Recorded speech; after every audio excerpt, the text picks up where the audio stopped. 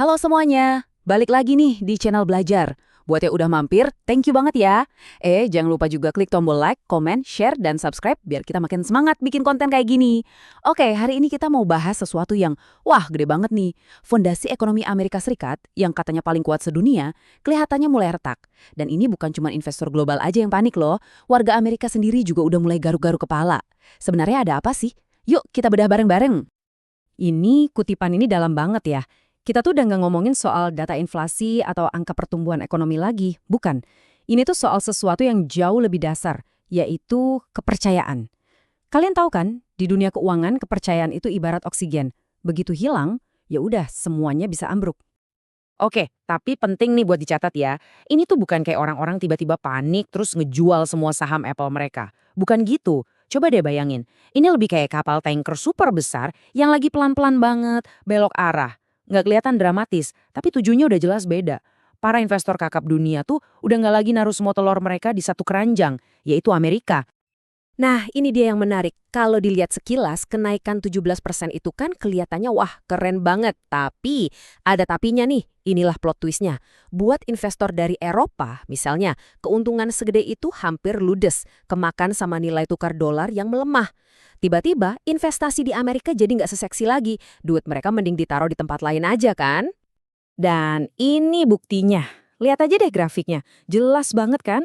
Pasar Eropa dan Jepang itu larinya lebih kenceng. Jauh ninggalin Amerika.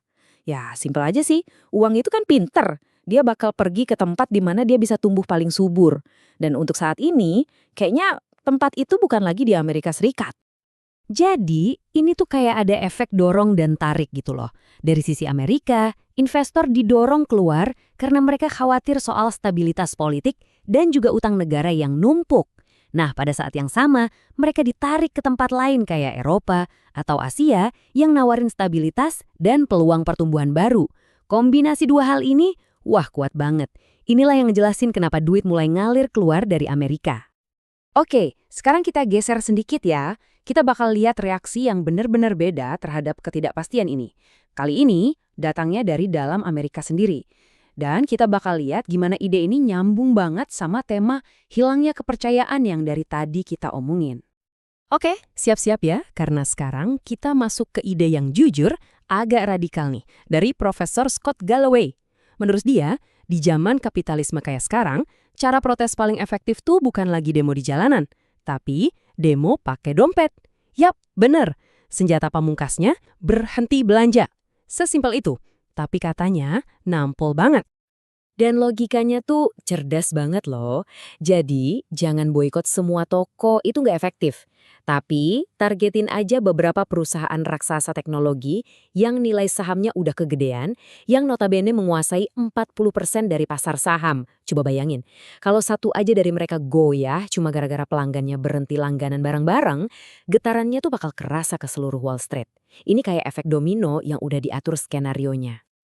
Ini bukan lagi soal siapa yang teriak paling kencang, tapi siapa yang nembak paling jitu. Pertanyaan Galloway itu intinya gini, di mana sih titik lemah dari Death Star ekonomi ini? Satu serangan kecil yang presisi bisa aja ngeruntuhin seluruh sistem. Persis kayak di filmnya kan? Nah, ngomong-ngomong soal perusahaan yang jadi target, yuk kita lihat lebih dalam lagi. Soalnya mereka ini ada di tengah-tengah sebuah paradoks ekonomi yang gede banget. Pertanyaannya, apa mereka beneran seberharga itu?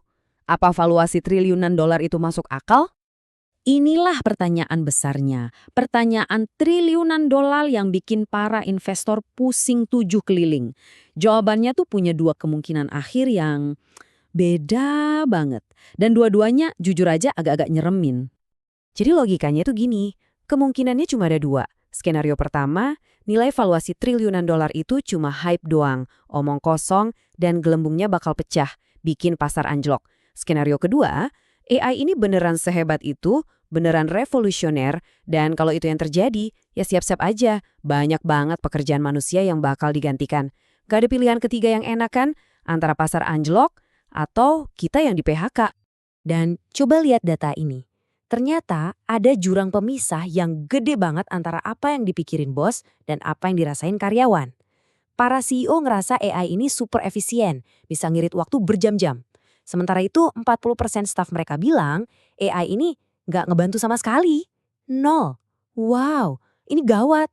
Kalau ternyata para karyawan ini yang benar, itu artinya valuasi triliunan dolar tadi dibangun di atas, angan-angan doang?